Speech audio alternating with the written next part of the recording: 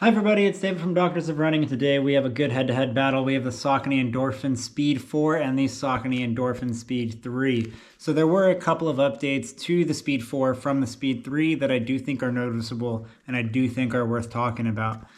First, I do want to start off with specifications. For all intents and purposes, the specifications are practically the same between these two shoes, but we'll go through and we'll read them off. So for the Endorphin Speed 4, 36 millimeters of stack in the heel, 28 millimeters of stack in the forefoot. That's an 8 millimeter drop, 8.2 ounces, men's size 9, that's 233 grams.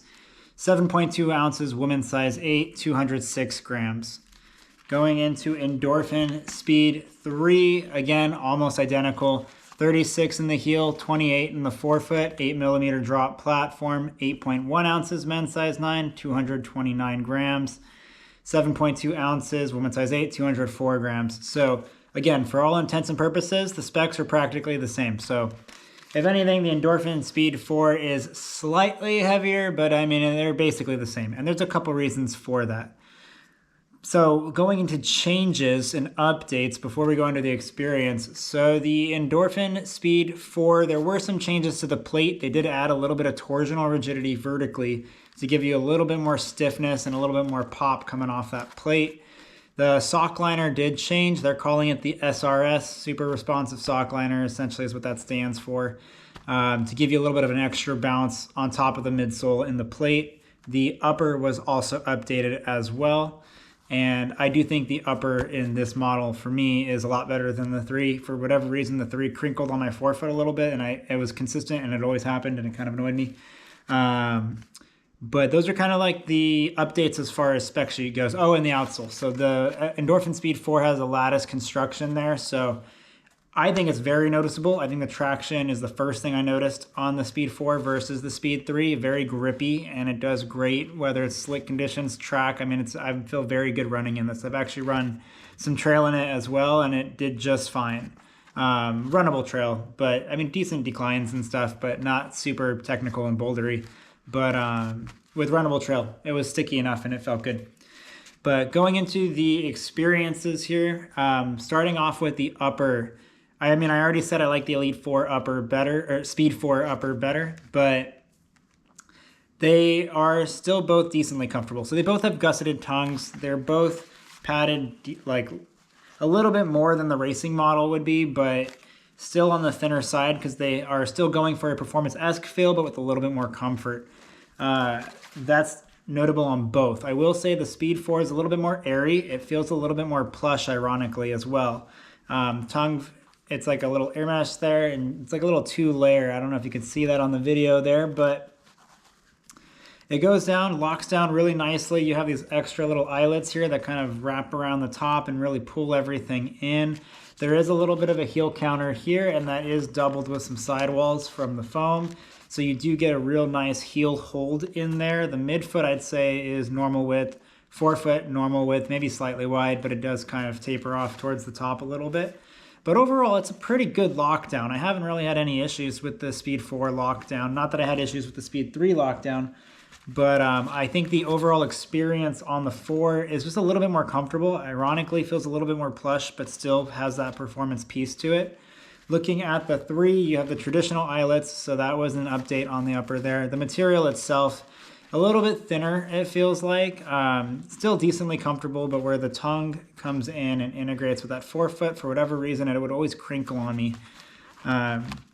Volume is pretty similar between the two. I don't really feel that much of an issue there. Swelling accommodation, doable for both. I think they both integrate with the platform pretty well, so the lockdown is solid. But I will say the overall hold through the heel and the comfort of the upper on the Elite or on the Speed 4 make that a winner for me compared to the Speed 3. So now moving forward into the ride and the experience. First thing off the bat, traction on the Speed 4 was better. The Speed 3 has a little bit more of a road construction to it. Not that the traction was bad per se, but it did its job, and that was about it. Whereas on the Speed 4, I do feel like they went above and beyond on that outsole. And I do think that accounted for some of the weight gain.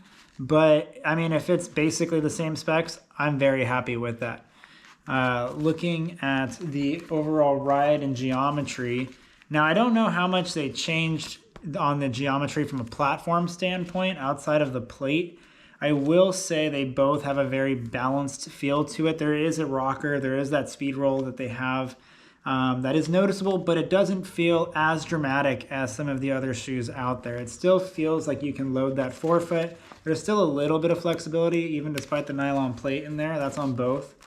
And I do feel like they both have lively forefoots. I think the biggest difference for me on this one was traction, and that upper security on the Speed 4 there was real good. I felt very dialed in, and I felt like it kind of got back to some of the roots of the 1 and the 2, where I felt like that outsole connectivity was really good, and I felt like I could be as aggressive as I wanted to in the Speed 4. Whereas the Speed 3 felt a little bit more trainer-esque, but it still had some performance elements to it, but for whatever reason, I didn't really find myself reaching for it on workout day quite as much as I find myself reaching for the Speed 4. The midsole, both Power Run PB, they both have a little bit of a wider plate than the Speed 1 and 2. And you can see that in the 3 there, it extends out, and same in the 4, it extends out flush with the midsole there. So it's visible, it's noticeable, and it is wider than in the 1 and the 2. I do think they both run decently stable for having a full PIBA midsole.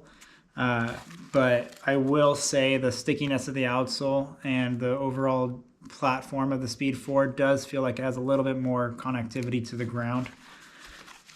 The platform itself are pretty similar underfoot. They're pretty normal. There's not really any overly wide segments or narrow segments. I would say the forefoot might be slightly wide, but for the most part, it's consistent with most shoes that are out there. I think the biggest take-home message with the Speed series, at least between the 3 and the 4, highly versatile shoes that you can put into the ground and do some daily miles in. You could do workouts in. I think you can still race in these shoes just fine.